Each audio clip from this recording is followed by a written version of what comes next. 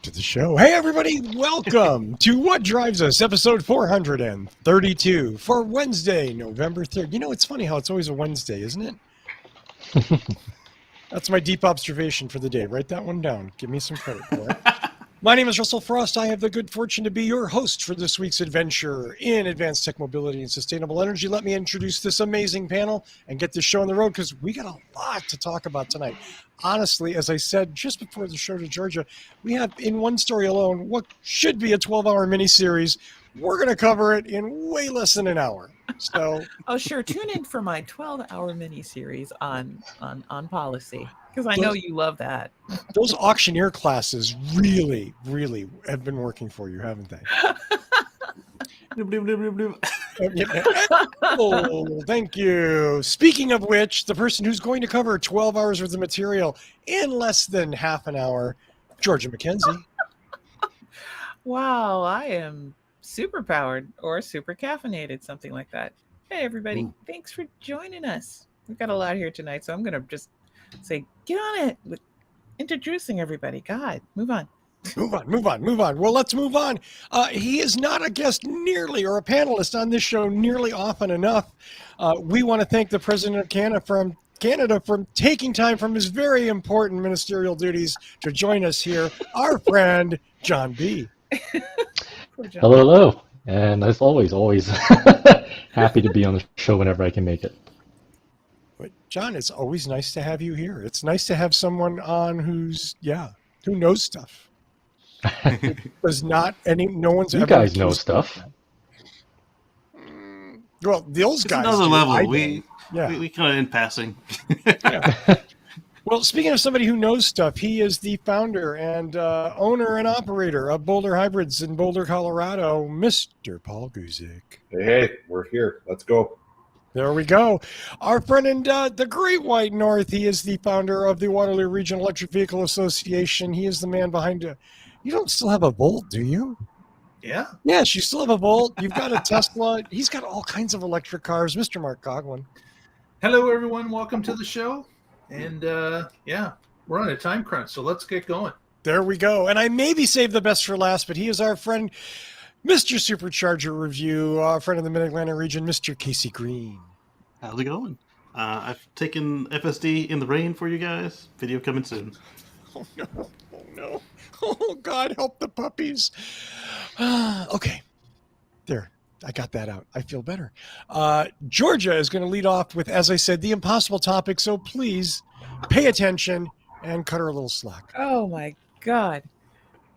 Well, hate to drop everything. Well, I'm going to start off with it. And like I told Russell before we got on the air, I took a lot of notes. So what we're going to talk to you guys about, because I keep hearing that nobody knows what's in the Build Back Better and the infrastructure bills. Usually from people that, when I check, are working for the media in some sort of journalism capacity. And since I guess talking about the bill is really hard for journalists because that is not what journalists do. I don't know what they do, but telling you what's in the bill is not as easy as telling you it's expensive and people are squabbling over it. So let's go and just take a look at the few, just teeny portion of the provisions that are going to affect you with regard to sustainability and specifically cars. So Build Back Better bill, the real winner here for you guys, tax credits. Companies won't be limited due to tax credits. Currently, EV manufacturers lose credits on over a certain number of sales. And Paul, I'm guessing you guys know that better than I did. And so these the changes that are going to be made to the tax credits for car manufacturers is that there's no more limits. So if you're successful selling cars, hey, guess what? You can keep on being successful selling cars that people get price breaks on. However, this is not without some caveats. They need to be made of domestic materials and union labor. So I'm pretty sure Tesla is not happy with that, but who cares? So Well, it's Great. We funny just is lost 10,000 fans. they I don't can't care. even qualify even if they were to go union. Yeah, because those and now the thing is though, this is a beneficial quid pro quo, because one of the things, for those of you who watched me on this show over the what how many long years have I ruined your lives? Um, I've I'm moved twice pro, since then. you know, I'm pro domestic labor, domestic materials, and I'm very much pro union. This is kind of a quid pro quo that's designed to get people to say, hey, shipping costs and all these overseas things, let's bring things back here and have local manufacture again, which is, again, I always say that the one messaging failure I see people not doing is that is a domestic security thing too, to have the manufacturing capability right here in the US of A. One of the other things that's really great for purchasers of EVs is that instead of you guys having to buy it and wait to be reimbursed or whatever the heck these tax credits are supposed to be used, now it's applied at the dealer. So you don't go in and buy the car at the price and then wait for reimbursement and whatever sticker shock you suffer or however you do your crediting thing. Nope, nope, nope. Now the tax credits are upfront. And the total amount that they will get is about 12,500. So means tested EV tax credit cuts the cost by 12,500. That's the top cut. It's going to vary. Needs to have domestic materials and union labor. The credits are claimed by the manufacturer, so there's a lower price upfront for you at the dealership. Boom. What else are we going to do? Um, Now, these were the things I thought were very interesting. And in the weekly newsletter, I put in my sources for information. That includes the Washington Post article, which I thought was really good in depth, and also the framework itself from the whitehouse.gov, and a pretty decent Vox article that, once you skip past them spending almost 2/3 of it blaming Obama, there's some good analysis at the bottom third. I don't know what that was about. So, Thanks, those of you Obama. who love your solar, there is now there's incentives that now cuts cost of installing residential rooftop solar by approximately 30%, which is a pretty good thing for retrofitting and for new construction. That's up from 25%. What was that? That's up I from 25%. Yeah. Yeah. So we're going to need help to get people doing that, and this is about making it more accessible to everybody. There's also money in the infrastructure that is for lower income areas and neighborhoods for redevelopment. So it would be nice to see those dovetail, because one of the biggest issues we have is the way how racial disparities also affect that access to clean energy and clean environmental impacts for those neighborhoods. Uh, I pretty much bobbled all that. Whatever. There is a clean energy and sustainability accelerator funding. So that's designed. I think it's pretty upfront. I don't have to explain all of that. Clean energy and sustainability accelerator program. And another cool thing, the Civilian Climate Corps. Now, one of the things, if you follow me on Twitter, I often say the Green New Deal is absolutely bullshit, because the Green New Deal is basically The Secret, but with some aspirational stuff about climate. There is nothing that's policy related in the Green New Deal. And one of the things I've always said, that if you want to have what's in the Green New Deal, you do need to have some actual focused policy declarations of what to do. And definitely one of the things I always thought was like, well, why aren't we paying people to do things that improve the environment? We should have a Job Corps program that brings environmental stuff right here in the meat and potatoes blend of you get a paycheck from it. Because if there's one thing that we should all understand about humanity, I'm not even going to say Americans, because it's really time we understood that we're not special, different, or unique in the bad things we do or the good things we do. We're just all human. And if it's not going to specifically impact you, um, uh, and I mean the rhetorical you, for a good portion of us, we don't care and we won't get up off our ass to do a damn thing about it. However, you earn a paycheck for it? Oh, you really care about it now. Oh, I totally care about the burrowing owls because I get a paycheck from going out there and fixing their habitat. And that's the Civilian Climate Corps. And let me see if I can find the specific amount that they are hoping to do. The Civilian Climate Corps they're hoping to add a youth labor program that will send them out there to actually fix waterways and environmentally impacted areas. And I can't think of a better way to make it work that, to get people to know that your paycheck, because honestly, that's a tangible thing. That is a tangible thing that people are more able to grasp than if you say, well, it's going to reduce the quality of your air over 5 years. Well, that's 5 years from now. I got to make rent in a month. I got to pay a bill. I need dental care. I need a good paying job.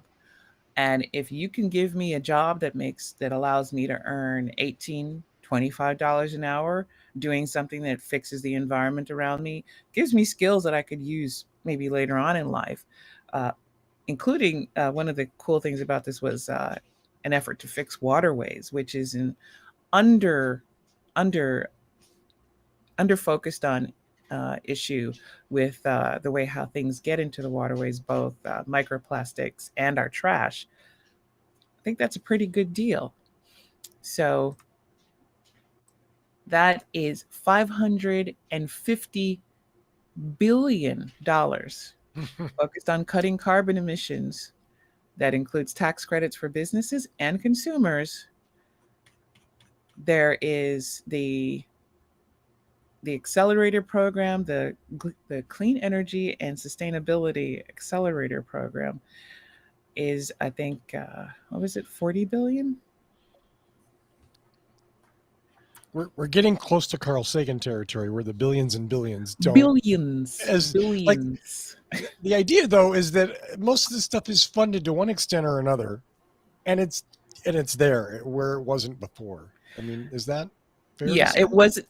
All of this is brand new, and Yeah. the thing that people now, I've gotten into it trying to explain to people that we're focused on the fact that it's not the 3 trillion. Instead, it's 1.5 trillion. Right. The problem I have with people who say that we're being cheated and it's terrible and we should just reject it out of hand because it's not 3 trillion is you're saying the zero we have now is better than getting 1.5 trillion moving us in the right direction. And that's stupid. I can't say it any nicer than that. That is the most ridiculous thing I've ever heard. Negotiating 101. You're Yeah. getting 1.5 trillion to move you into a good direction. Let's Well, we'll take see. this and let's take it and call it a win, because that's what it is, instead of saying, hey, this is bullshit and it's an L. Because I've seen way too many people, including people with actual power to tank this bill, which is scary, saying we shouldn't do anything, we shouldn't take it because it's not the full 3 trillion. How about you just take a win right now, because you could use one. Take Americans that and then baby steps to work on the next thing. But Yeah. we're having a lot of disagreement in the past 10 years about incrementalism versus rapid change. And I'll tell you something.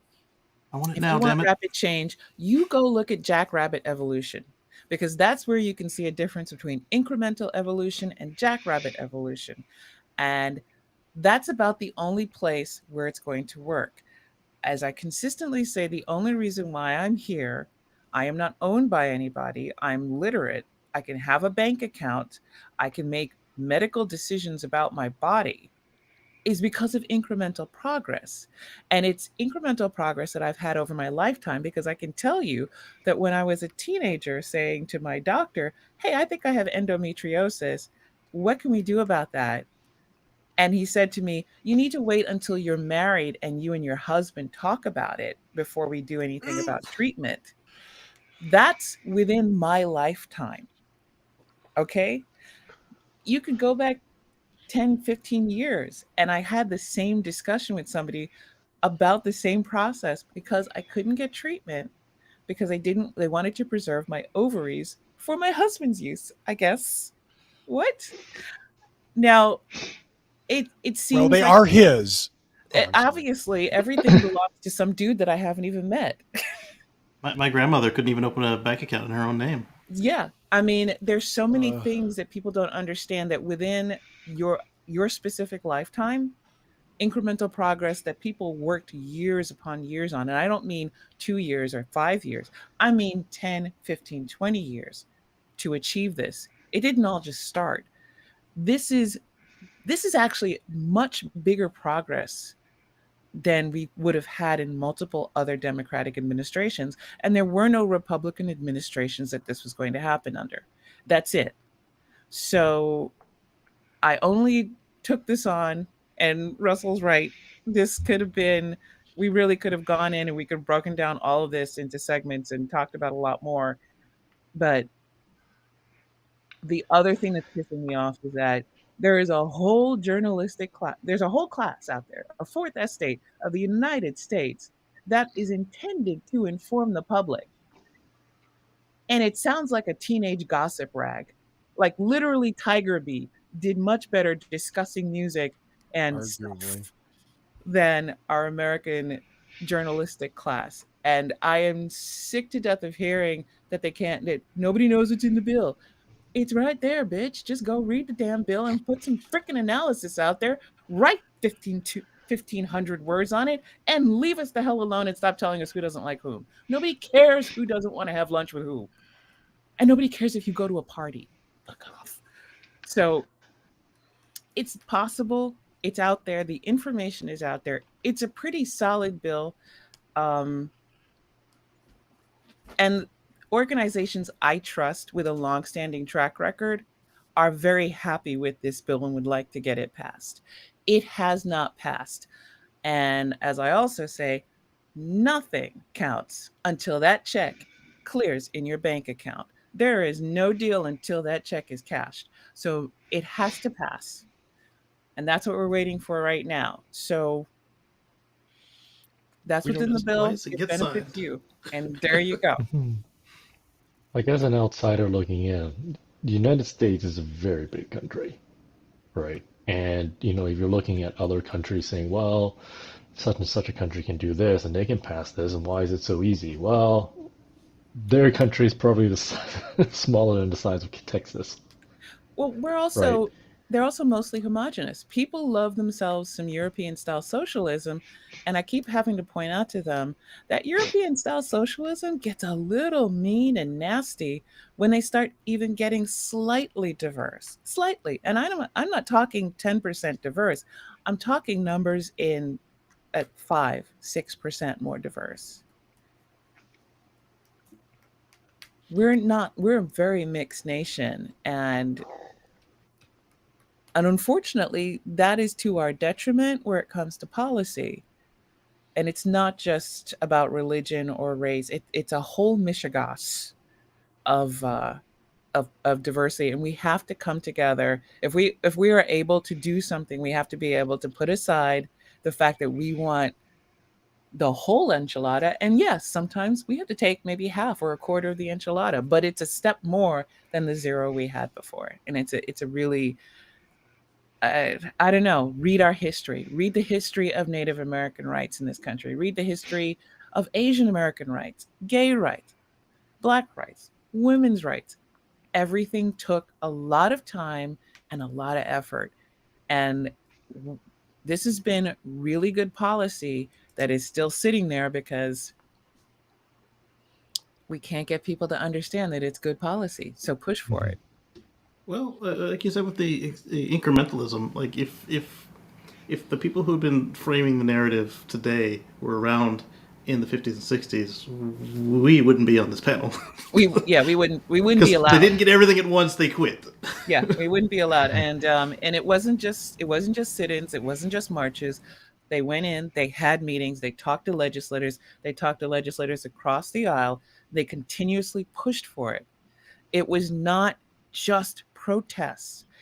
You cannot expect change and have it just be, I went to a protest and I had a hashtag and I had a sign.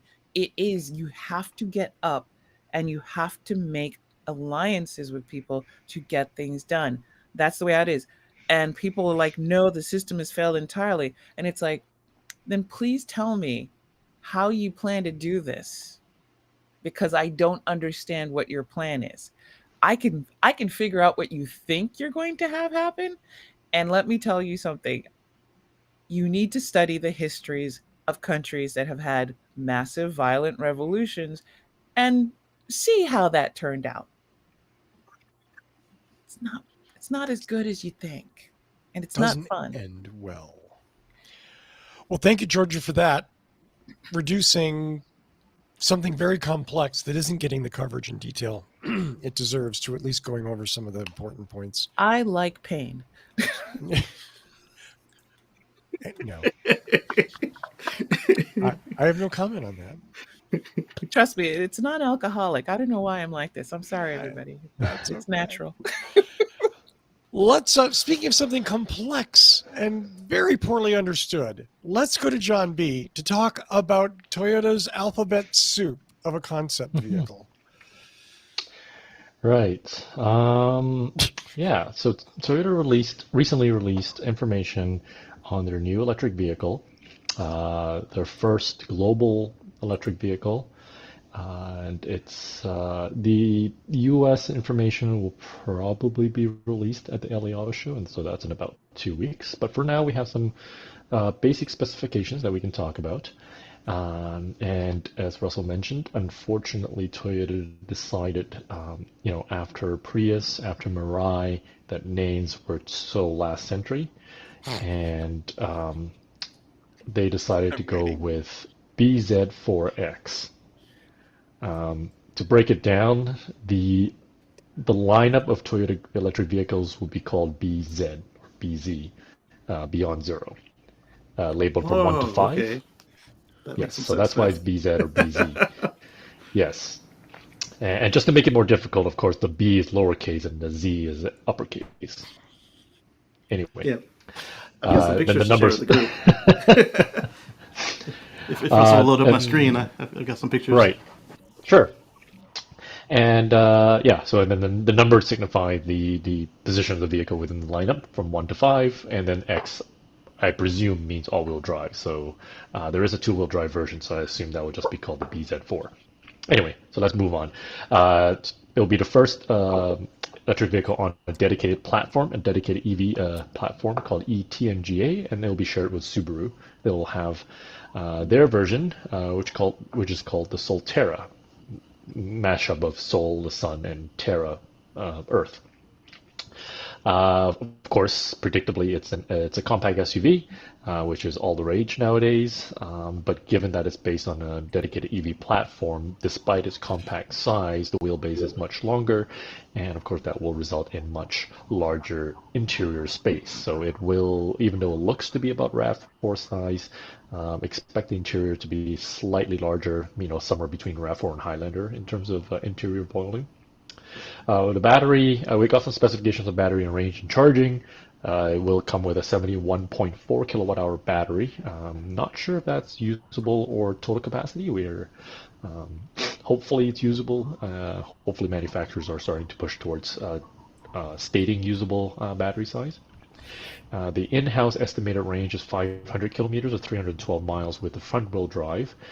This is based on the more generous, shall we say, testing regime. So expect the EPA numbers to be closer to 250. miles with front-wheel drive, and all-wheel drive under their house testing knocks off about 40 kilometers. That's 25 miles. So all-wheel drive may be around 225, but we'll see. All this is speculation for now. Charging kind of in the middle of the road, 150 kilowatt DCFC charging, so that's 80% in 30 minutes. And as mentioned, it will be available in front-wheel drive and all-wheel drive, so that's a little different from most of the other EVs, which are rear-wheel drive and all-wheel drive. The benefit of the shared platform with Subaru is that the all-wheel drive technology, the electric all-wheel drive technology, will be based on Subaru's all-wheel drive technology. So that should be that should be one of its strengths. A few other interesting specs. Toyota, for this battery, we don't know what the chemistry is, but they are targeting a 90% battery retention after 10 years, or 240,000 kilometers. So what's that in miles? 160, 180,000 miles?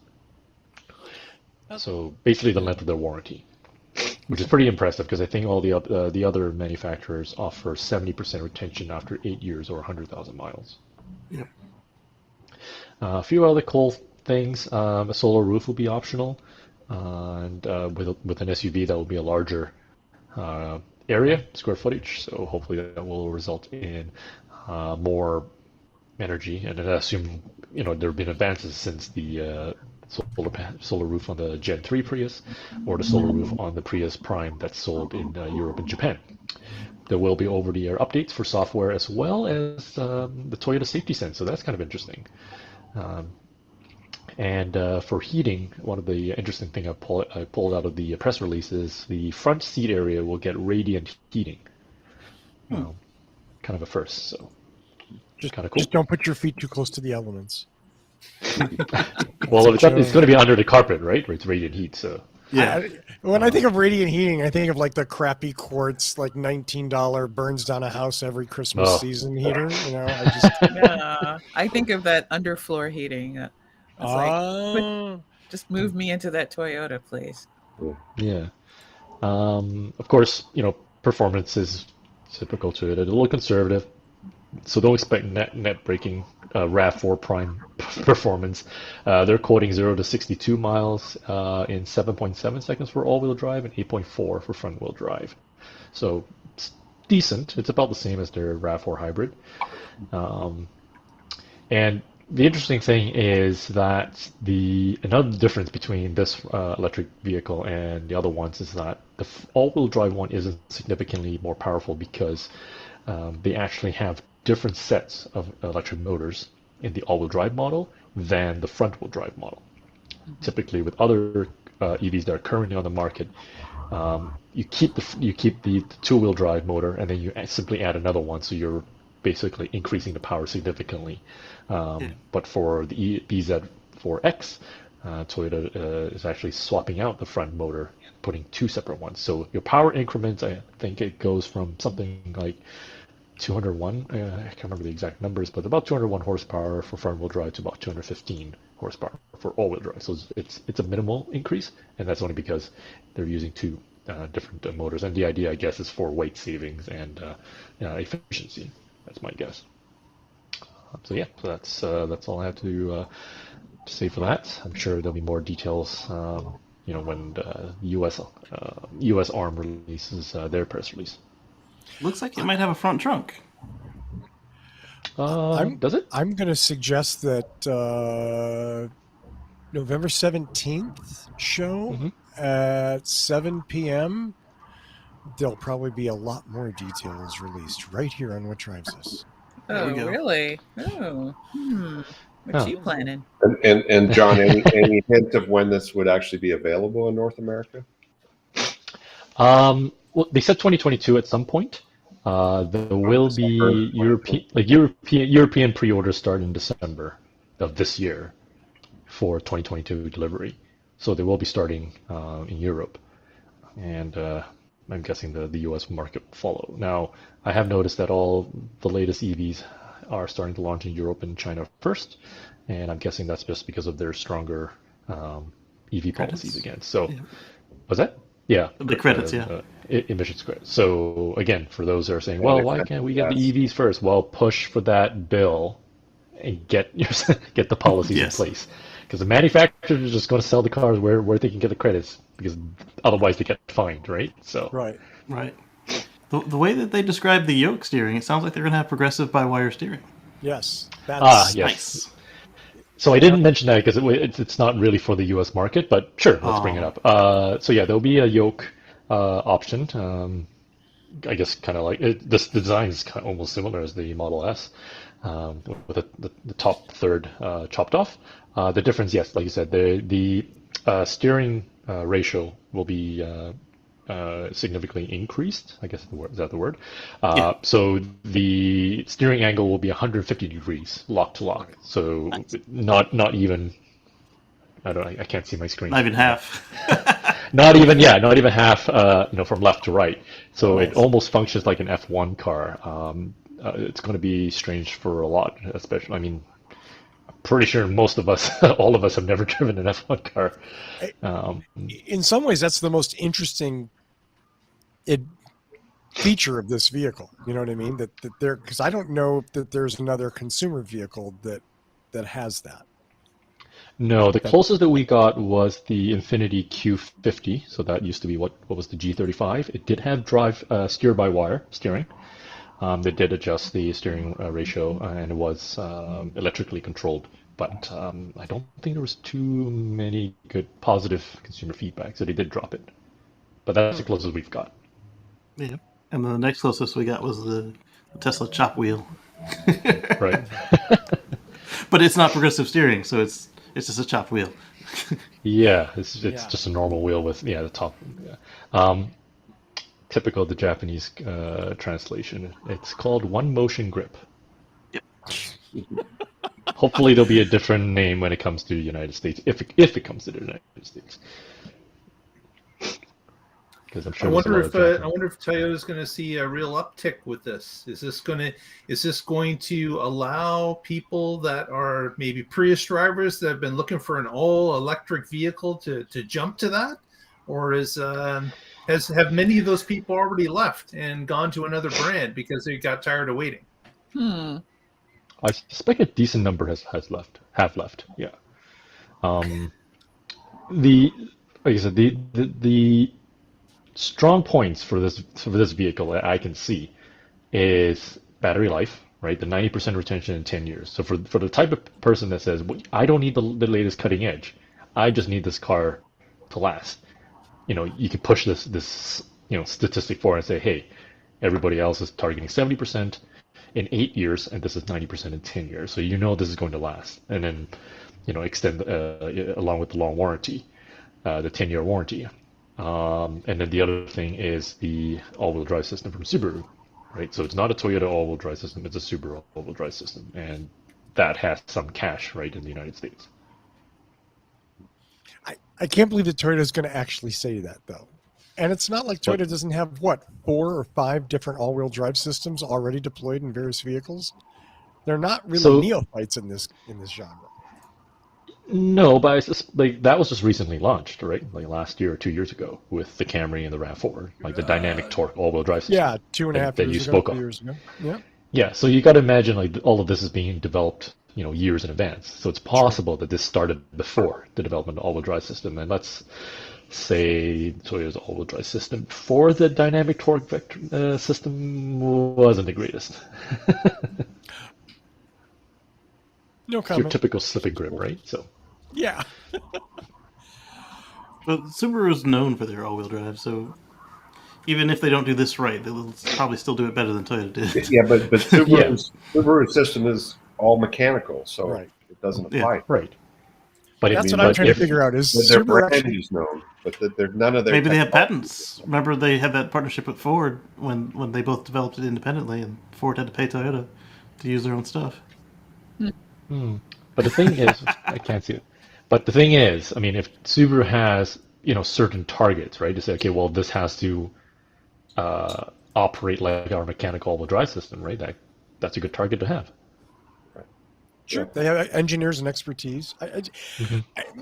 The big question for me is, and this is the same question about Ford and GM making a big deal about electric vehicle announcements, is I'm going to be a lot more into this when this is in dealerships. And by dealerships, I don't just mean dealerships in California. I mean dealerships everywhere. Mhm. I know that's asking a Yeah. lot, but there it is. Well, I let's asked. yeah.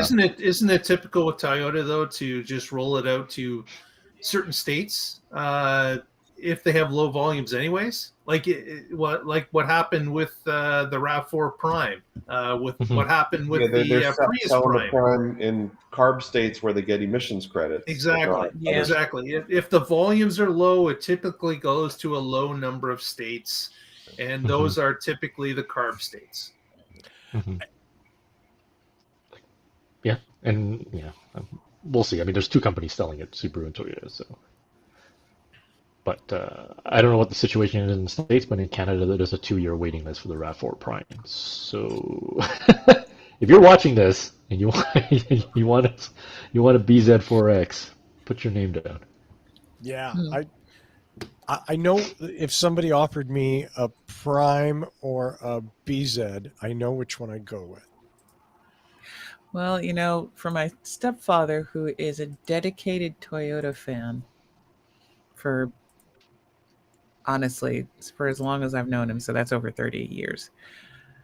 This would be something that I think would get him to buy an EV. But I don't know if it's enough to have a few dedicated fans who are just waiting for the right manufacturer. I kind of feel like Toyota missed a massive window of opportunity. Just my opinion. But we'll see. Maybe people will flock back. And I'm looking at Zachary in the comments there, and he's kind of pissed at Toyota regarding some of their political machinations that have been anti-environment. There's that The PR. self-charging electric car, Mhm. the Yes. gas-powered hybrid. Yeah, it's they kind of shot themselves in the foot, not once, not twice, but like they took a machine gun and aimed straight down. So basically it's nothing but stumps under the knees. I'm just saying. Well, and I Yeah. always like to So, say that in 2002 they had the Rav EV in California, which was a hell of a car. And had Toyota kept developing that instead of walking away from it, they would be worth, Tesla valuation right now. Yeah. And they had a second chance of it with the not as yeah, good Tesla RAV4 EV. RAV4 EV, and I drove that, and it was And that fun. disappeared. I Yeah. That got RAV4 EV was no, I can't let that stand. I got to say, Paul, I think you're totally wrong about the last part of that sentence, which is they wouldn't. No, There's a right. Okay, you right? were They just wouldn't yes. have the hype and the crap, yeah. No, but It's they would absolutely have not. been the market leader. Tesla isn't about technology. Tesla is Tesla. about the whole thing. Yeah, About the Too whole late. it's production. the Apple ability to sell cool. That's really what Tesla is giving you. Because let's be honest, I use a Google Pixel phone. I love my Pixel phone. I'm very happy with it, and I am stuck with an iPhone for work. And yeah, okay, but I'm not cool. I'm not part of the cool crowd with the iPhones and everything else. Oh, you got the folder. You know, Look at that. there's some cool Android phones and people, but if you are an Android person, you know what you are? Yeah, old fuddy duddies. On We're the not outside, I'm a cool. green bubble. People don't want to Yeah, talk to we're me. just cool. I don't have an iPad, and I can tell you I'm a longtime Mac user, but I use what works. I don't really care. But I love my Pixel. I love how it synchronizes everything. It's why I use Adobe Creative Cloud because I have to work in all media. I love the way how it syncs up with everything. But you know what? I'm not cool. I'm just a dowdy old person with no iPhone. And it's the same thing with a Tesla versus a Toyota. If Toyota had stuck with it, yeah, they'd be a market leader. We'd be seriously seeing them being on top of the sales list. And Tesla, if it existed, um, Tesla would still be the shiny, cute, cool, hot, hip thing. You know, Mhm. all the hippity hop. That's Tesla. But how many There's of us more- would have made the jump from Toyota to Tesla if Toyota had actually given us what we asked for? I don't know how many of you are having midlife crises. Let's be So clear. Toyotas are cheaper. There's more than enough car buyers out there to make Toyota and Tesla very successful. Okay, this isn't a matter of like any Zero that sum anybody game, yeah. owns that market. But Okay, hasn't Fossils Toyota are the sold like enemy. 20 million hybrids? Like, what if they had sold 20 million EVs by now? Yeah. I don't know that I'm. What if? I mean, I totally agree with you. Would it be great? That said, I'm not in the camp where I'm bummed when somebody buys a hybrid because chances are that replaced a gas car and that's a step up. And that's Hmm. But I if you prefer it look be at a the hybrid with a hybrids, plug, like but yeah. I've never I get looked it. it up, but I bet you Toyota sells way more hybrids than everyone else combined by an insane multiple. yeah, I don't. I They think own that's that market. right. And they'll filter down to the used car market, and not just the used car market in the States, but cars that get exported, right, to other countries. Yeah, like that's an Well, important thing too. and right now, I mean, I don't have any hybrids for sale because everybody wants them, and there's a shortage of used cars, and gas is getting close to $4 a gallon, and all of a sudden everybody wants a hybrid. You know, so. Yeah. I will say my local Toyota dealer for God, the first time I can think of in 20 years, the showroom had all cars because there's no more trucks. Everything is sold out. And then just today Oh. I drove by and there's a Prius V in the showroom. I'm like, A we haven't V? sold those in 3 years.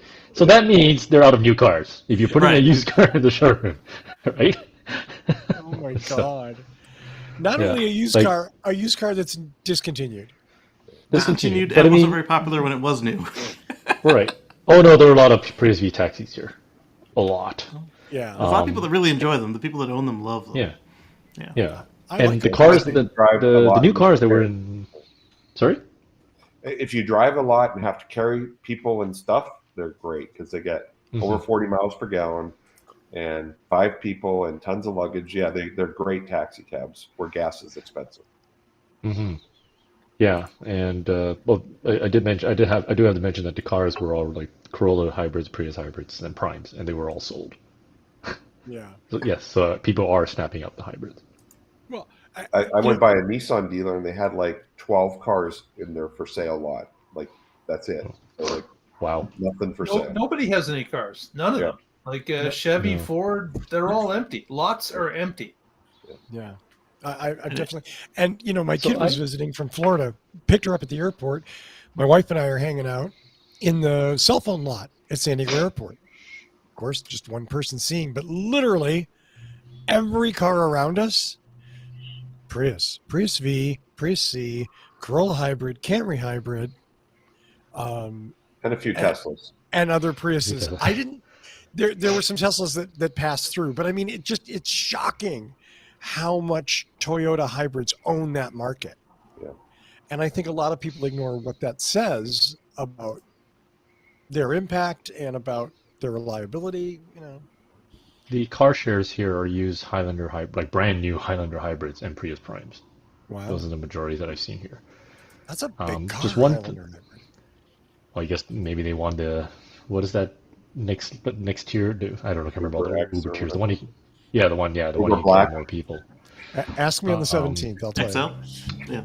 Yeah. So one thing I do want to mention for the viewers there and anyone who's watching this or listening to this afterwards, next year, 2022, Toyota BZ4X or Nissan Ariya. We can have a discussion here if we have time, but also it's just something for people to have a discussion in the comment section. As These are both someone who front- works on Nissans and Toyotas, I'd still take the Toyota product. Just because Nissan half-asses a lot of stuff. Oh, that's an understatement. Hello. That's just my professional opinion.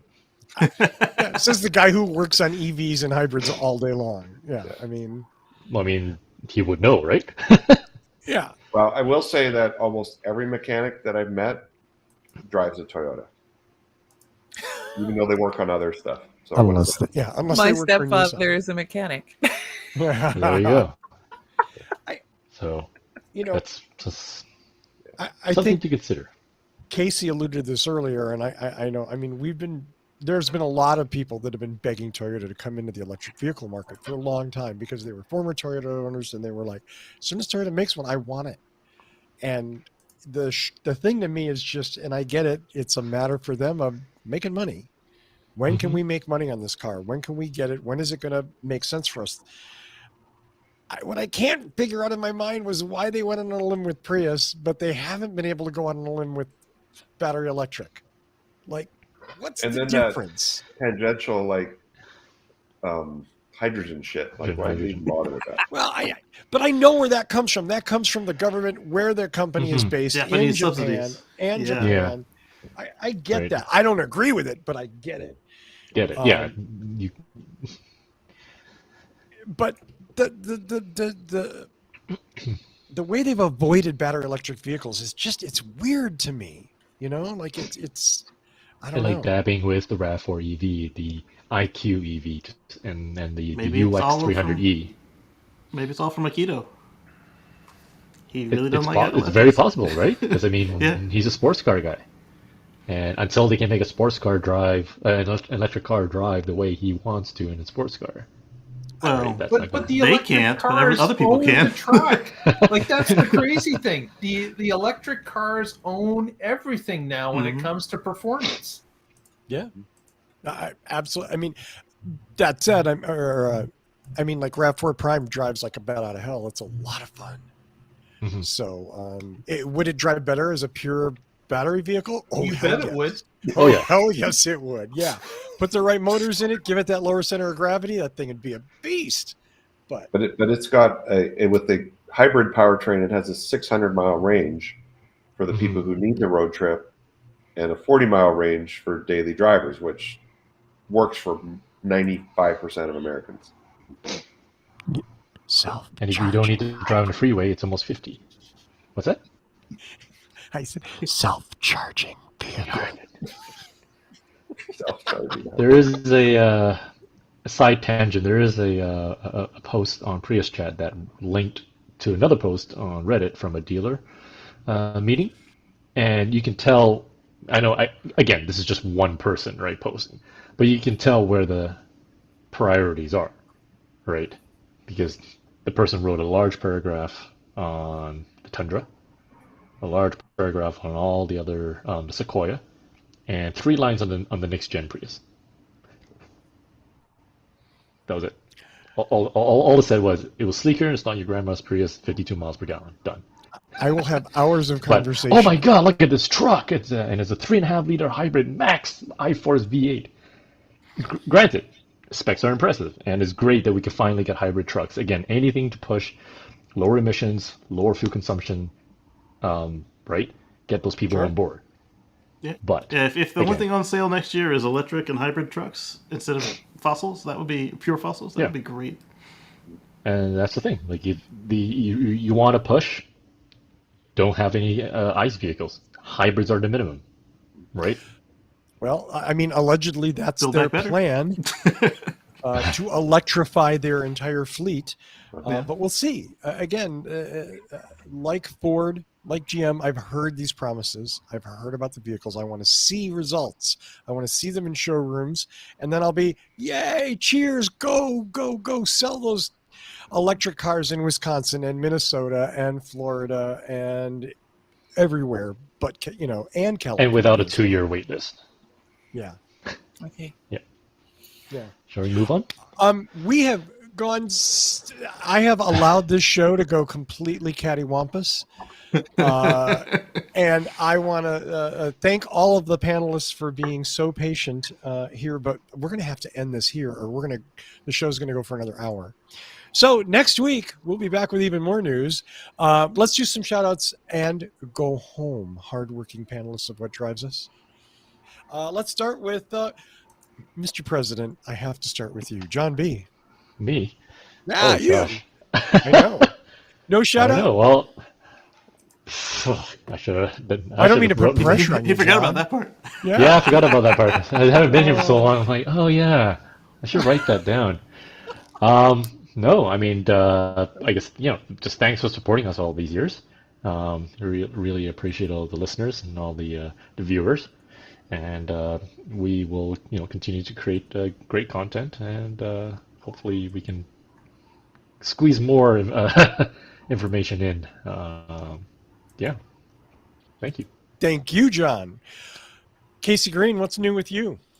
Well, like I said, I took the car out in the rain with the FSD, and unrelated, it also tried to jump me off a bridge, but that was not in the rain.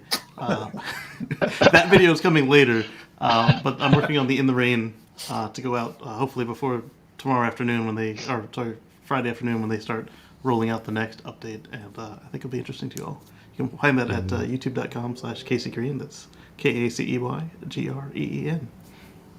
And those of us in the Pacific Northwest. Well, there's the warning on the tin. When you start checking all the boxes, I agree. It says, beware, the car will do the absolute worst thing at the absolute worst possible time. And jumping off a bridge would be it. So I was ready. It was totally unexpected. I was sitting there thinking we were going to go straight, and it's like, yep. I was like, no. I was going to say, yeah, those of us in I didn't let the it rainy jump off the bridge. I Northwest, stopped so. it. Okay.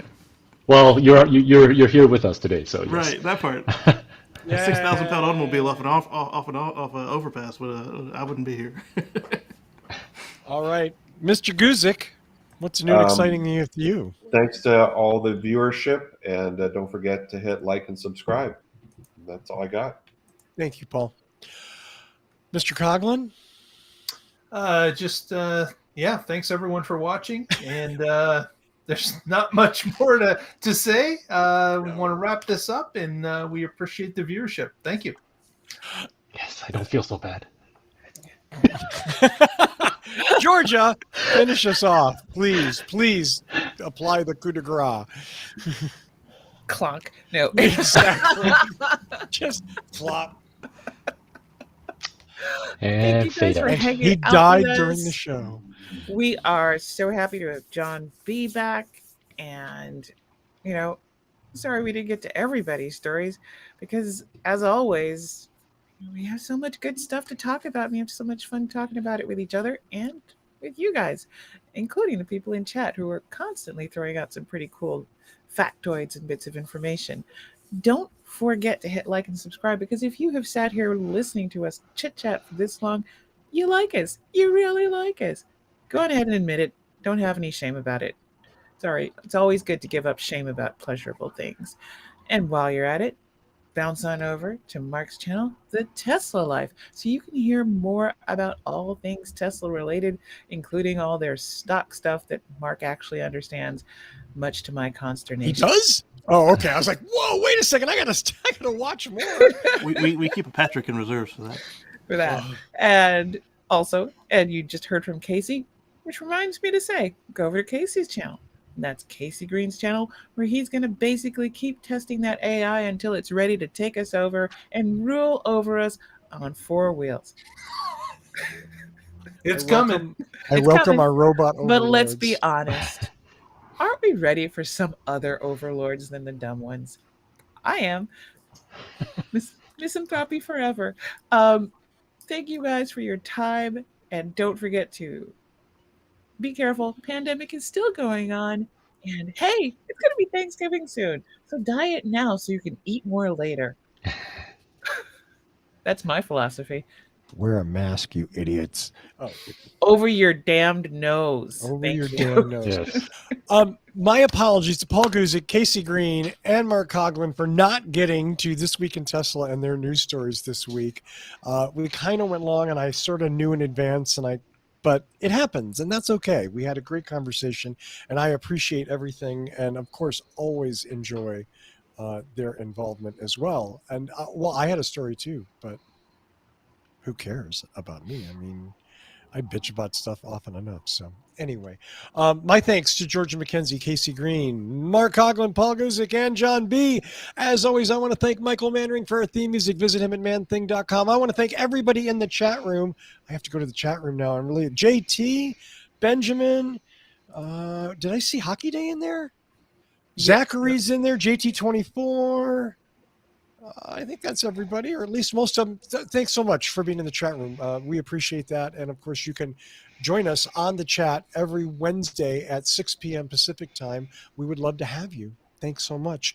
Once again, thanks to everybody here.